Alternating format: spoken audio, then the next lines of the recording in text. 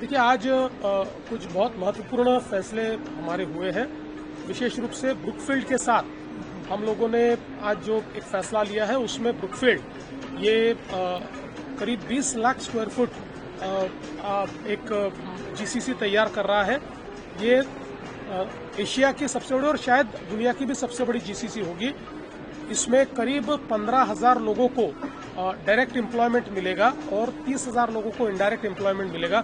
45,000 jobs create करने वाला, और ये वैल्यू जॉब्स है, जो डायरेक्ट जॉब्स है बहुत वैल्यू जॉब्स है, तो इसको क्रिएट करने वाला एक बहुत महत्वपूर्ण इस प्रकार का एक फैसला होगा।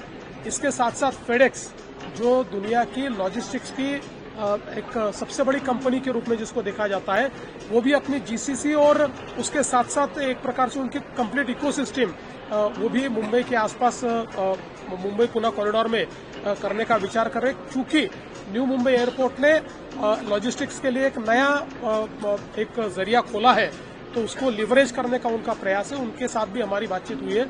और आज का सबसे महत्वपूर्ण इवेंट AI टूर, जो माइक्रोसॉफ्ट का श्री सत्या नडेला आज मुंबई में है।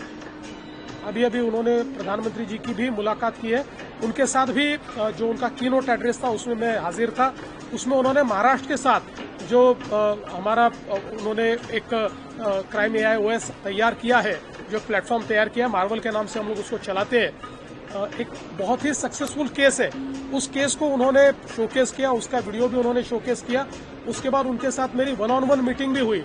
इस 1-on-1 मीटिंग में हम लोगों ने इस प्रकार के जो AI को पायलट्स है, वो जिस प्रकार से हमने क्राइम सॉल्विंग के लिए तैयार किया है, उसी प्रकार से उसको हम लोग हेल्थ सेक्टर में कैसे ले जाएंगे, उसको एजुकेशन सेक्टर में हम कैसे ले जाएंगे, साथ साथ हम लोग एग्रीकल्चर में कैसे ले जा सकते हैं, उसको सर्विस डिलीवरी में कैसे ले जा सकते हैं, इसके ऊपर भी उनसे बातचीत हुई। और महाराष्ट्र को देश का AI हब हम कैसे बनाए, इसमें भी हम उनके साथ कोऑपरेट और कोलैबोरेट करेंगे।